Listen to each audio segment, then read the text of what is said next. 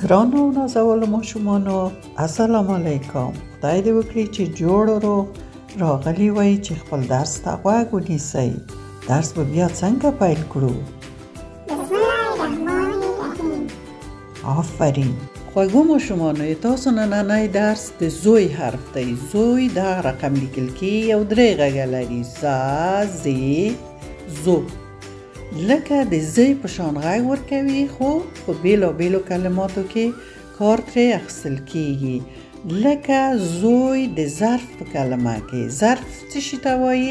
موږ په پښتو کې لوښي هم ورته وایو. هغه وسایل چې ډوډۍ پکې خورو، لکه بشقاب، لکه دیش، لکه کاشوغه، پنجه. دغه ټولو شیانو ته څه وایي؟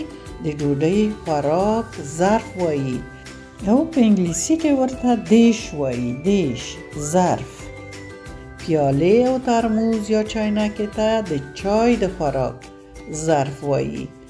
او که الف ورسره راشي د زوی سره، زا غږ کړي.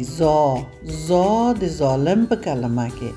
دغه حیوان چې تاسو وینئ، ما دلته تاسو ته ویډیو راوړی. ډیر یو ظالم حیوان دی. ډیر ظالم دی. ډیر وحشي حیوان دی. په ځنګله کې اوسي او په هوسۍ باندې په نورو حیواناتو باندې حمله کړي او خوري یې.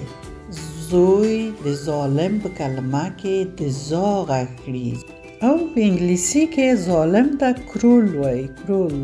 کرول. زا، ظالم. او زوی د ظلم په کلمه کې د زو غږ کړي. او ظلم ته په انګلیسي کې کرولټي وایي. کرولټي. ظالم ته کرول ویل، د ظلم ته کرولټي. زوی، ظلم. زوی، ظلم. ظلم خو تاسو پیږئ، کله چې یو څوک بل څوک بې ګناه ووهي یا یې حق د پښو لاندې کړي، هغو ته ظلم وایي. زوی د ظلم په کلمه کې د زو غږ کړي. یعنې په دې کلمه کې موږ نشو کړی چې زی راوړو، زوی راځي. زوی. ګرانو ماشومانو، خدای دې وکړي چې د نن ورځې درس مو ښه زده شوی وي. نور نو مو وخت پوره شه. د خدای پامان.